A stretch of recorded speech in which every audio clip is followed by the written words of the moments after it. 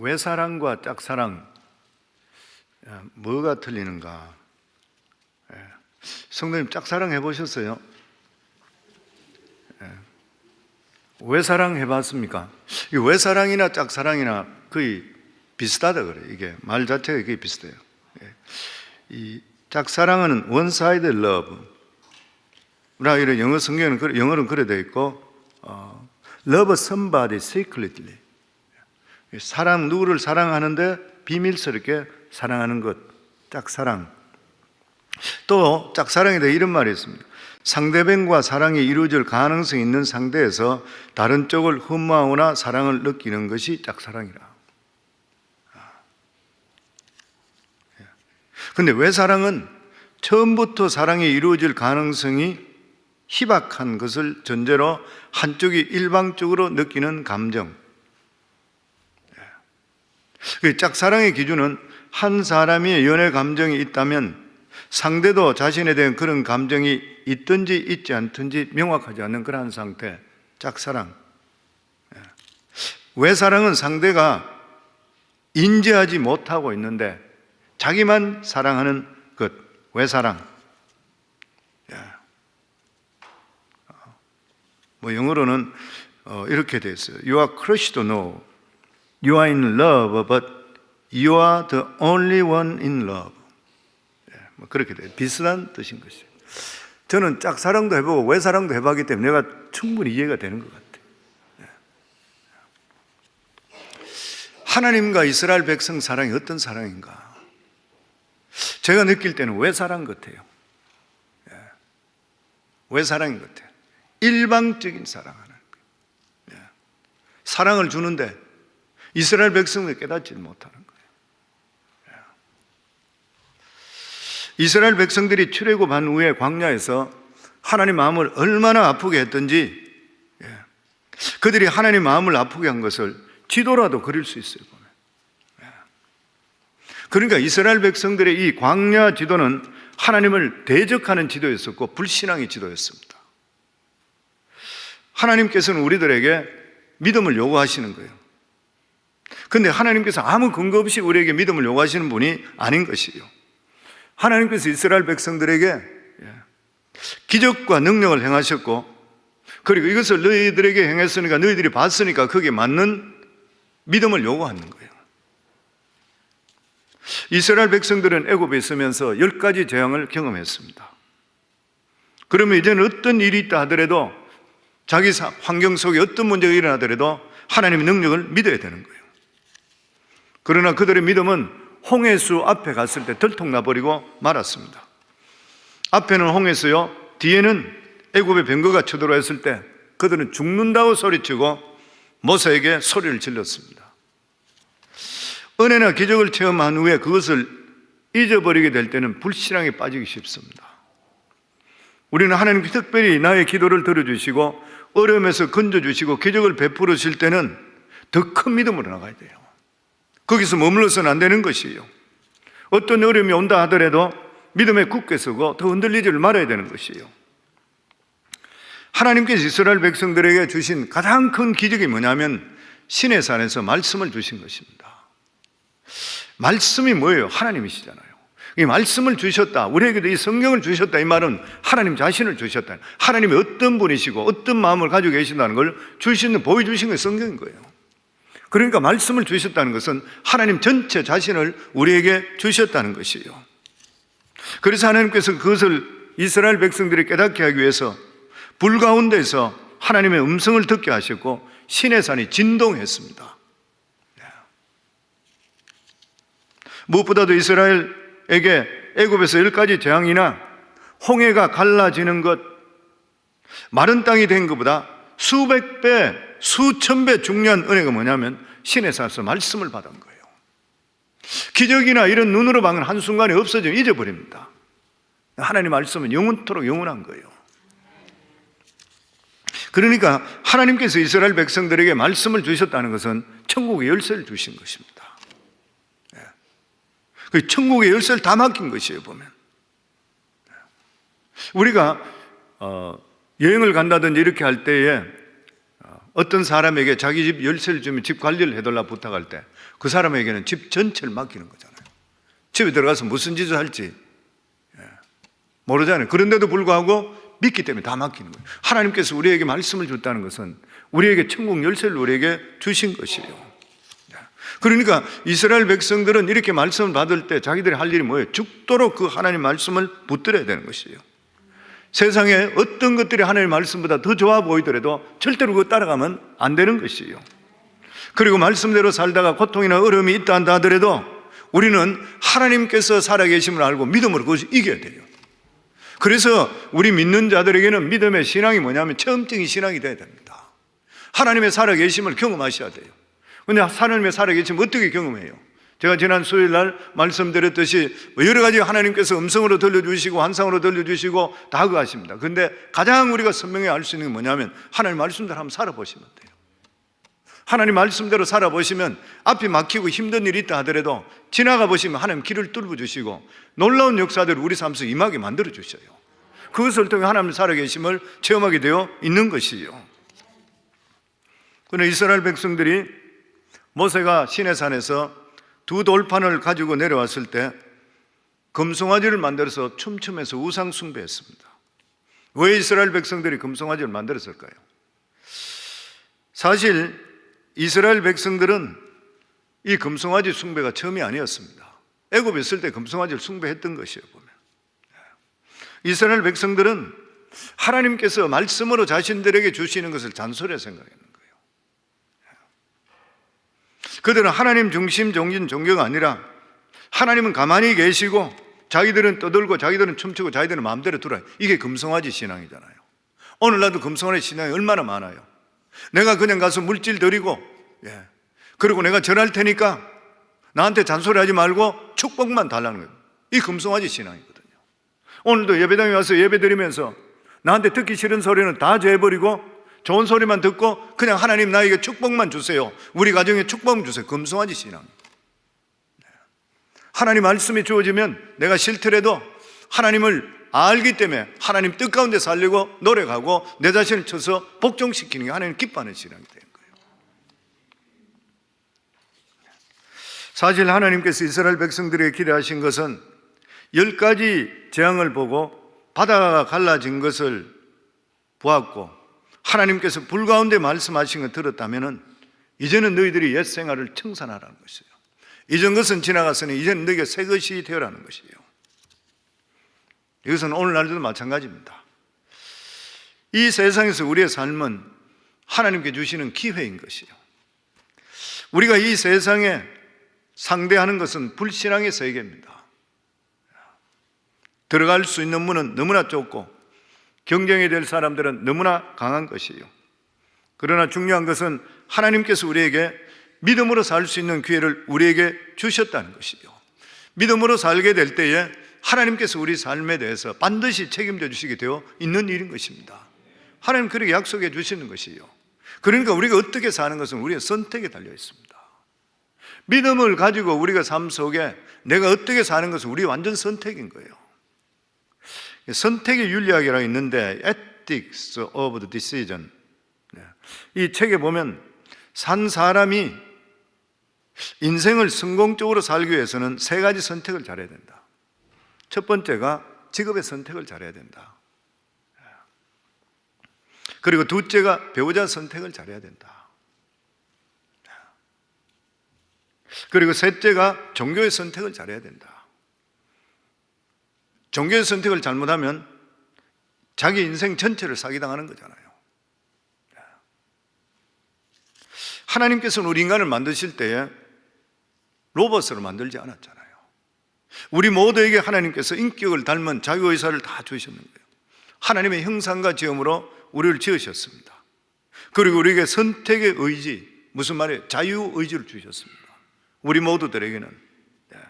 그래서 매 순간순간마다 우리들은 자신들이 선택하면서 살아갈 수 있는 축복을 주셨어요.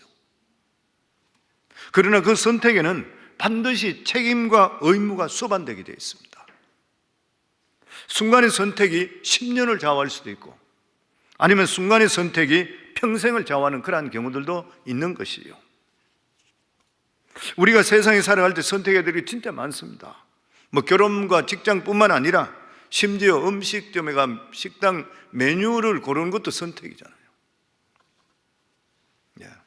신앙도 우리에게 하나님 주시는 말씀이 이것이냐 저것이냐 둘 중에 하나를 선택하라는 거예요.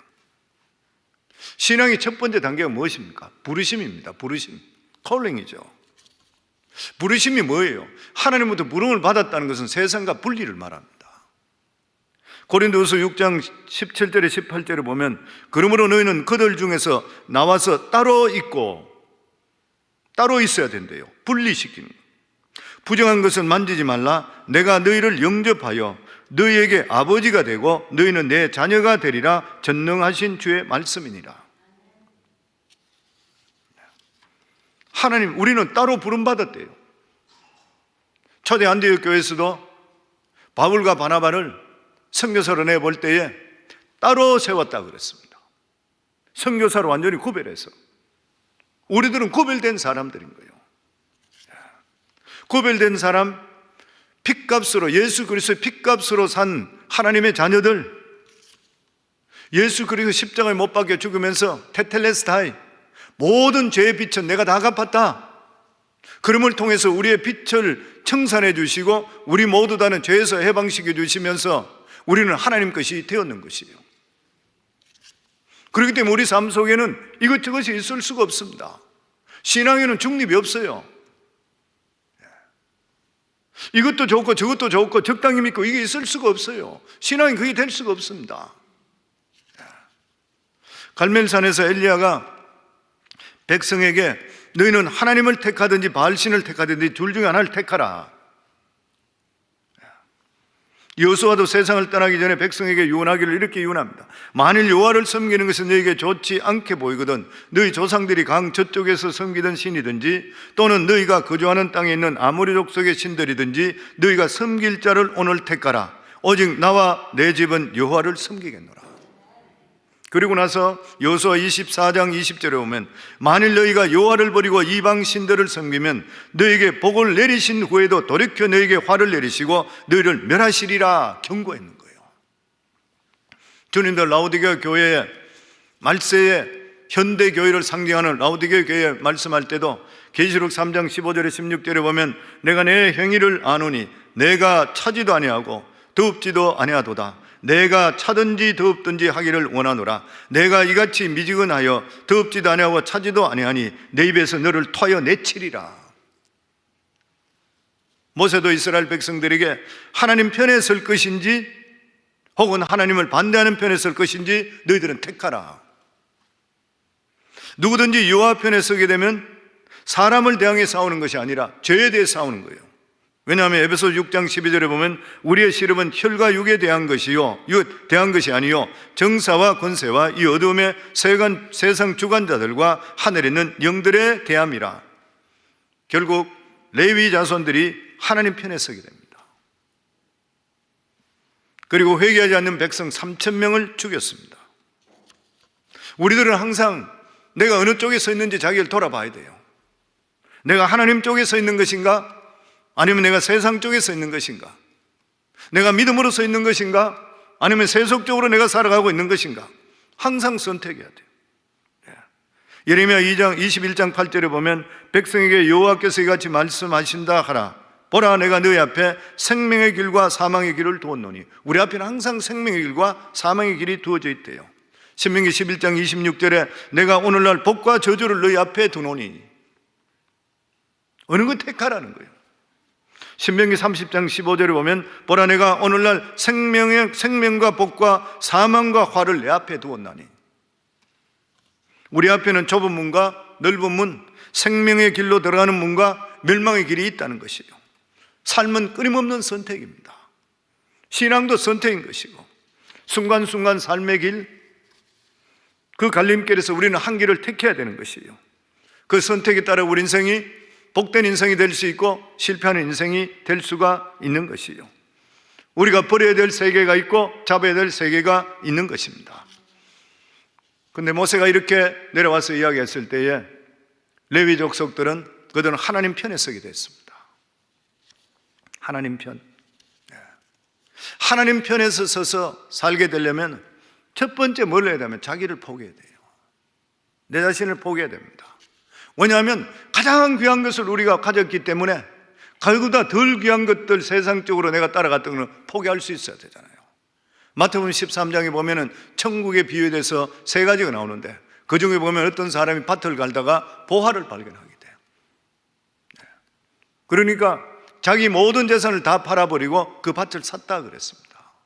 가장 귀하기 때문에 다른 것들을 다 포기해버린 것이에요. 어떤 사람은 좋은 진주를 발견했을 때에 역시 마찬가지로 자기 모든 소유를 다 팔아버리고 샀다 그랬어요. 우리 삶 속에도 마찬가지인 것입니다. 내가 신앙도 가지고 세상도 가지고 적당히 살고 그게 용납이 될 수가 없는 것이에요. 하나님의 능력과 하나님의 역사는 체험할 수가 없습니다. 수많은 사람들이 중간에 걸치고 있기 때문에 하나님의 능력을 체험 못하는 거예요.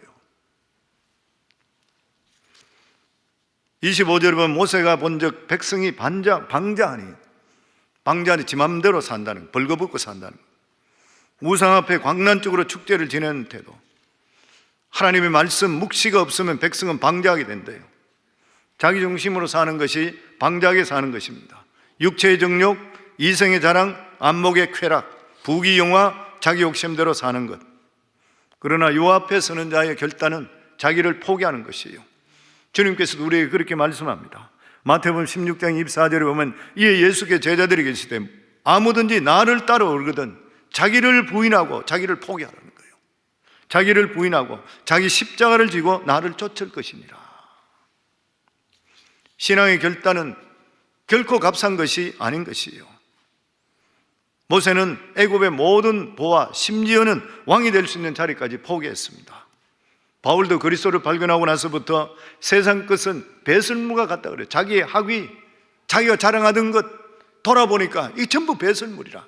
한순간에 없어지는 것들이야.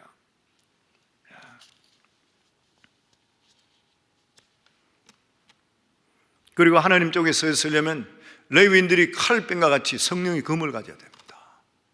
우리 삶 속에서도 허리에 칼을 차라. 에베소서 6장 16절에 보면 성도는 성령의 검을 가져야 된다고 했어요. 이 성령의 검이 뭐냐? 말씀이라고 그랬습니다. 우리 삶 속에 하나님 말씀을 우리 판에 항상 가지고 있어야 돼요. 그래서 믿음은 들음에서 난다 그랬으니까 하나님 전에 나와 말씀을 받아야 되고, 그리고 우리가 할 수 있는 만큼 하나님 말씀을 읽고 그 말씀을 묵상하고 그 말씀 내 것으로 만들 수가 있고, 그렇게 그 말씀을 내가 가지고 있으면서 하나님께 기도할 때에 하나님의 약속의 말씀을 붙들고 기도할 때 하나님 그 약속을 하시기 때문에 하나님께 그것을 들으시고 응답하는 역사가 우리 속에 임하게 되어 있는 것이에요. 뿐만 아니라 우리 삶 속에 늘 성령을 인정하고 살아가야 돼요. 성령은 보혜사 하나님으로 이 세상에 우리를 돕기 위해서 오셨습니다. 그리고 우리는 성령의 은혜 없이는 올바른 신앙 결코 할 수가 없는 것입니다. 그리고 하나님 편에 우리가 이렇게 레위인과 서기 위해서는 무조건 순종해야 되는 거예요.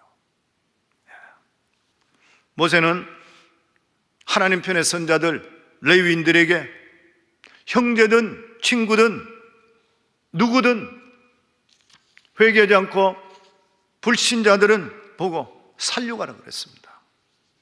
노력해라, 살려가라. 회개의 빛이 없는 자들 모두 다 도력의 대상이에요. 3,000명이에요. 우리가 생각할 때 너무 가혹하다 생각할 수 있는데 이 뜻은 죄를 철저하게 끊어내라는 것입니다. 우리가 예수 믿고 구원받은 하나님의 자녀들이 싸워야 될 것이 무엇인가요? 죄와 싸워야 됩니다. 끊임없이 싸워야 되는 것이죠. 또 뿐만 아니라 믿음의 사람, 목회자뿐만 아니라 레위인들, 교회 헌신하는 자들, 모든 믿음의 사람들은 하나님의 말씀이 아니라 생각할 때는 형제고 자매고 간에 우리가 하나님 말씀을 올바르게 전하고 그것을 바로 이야기해주고 그 사람들이 마음이 상하는 일이 있다 하더라도 그 일을 할 수가 있어야 된다는 거예요. 성도는 믿음은 적당히 우리가 믿어서 될 일이 아닌 것입니다. 왜냐하면 하나님께서 예수 그리스도를 이 세상에 보내주시고 생명으로 바꿨잖아요. 우리가 영원한 하나님의 소망과 천국을 우리에게 소유케 만들어 주셨잖아요. 성도님들 예수 믿으시잖아요. 하나님 살아계신 거 믿으시죠? 그렇다면 우리 망설일 필요 없잖아요. 오늘 새벽에 나오신 우리 성도님들, 저희들이 살아가는 삶은 오늘도 살아갈 때, 그리고 앞으로 살아가는 삶에도 우리는 끊임없이 선택할 때에 어느 쪽으로 선택할 것인지 우리 자신들이 항상 생각하며 믿음으로 선택하셔서 하나님이 주시는, 여기 보면 29절 마지막 절에 보면 모세가 이르되 각 사람이 자기의 아들과 자기의 형제를 쳤으니 죄를 미워하고 믿음으로 바로 섰으니 오늘 여호와께 헌신하게 되었느니라. 그가 오늘 너에게 복을 내리시리라. 하나님의 이 귀한 복이 우리 성도님들과 그리고 가정 속에 충만하게 임할 수 있기를 주의 이름으로 축원합니다.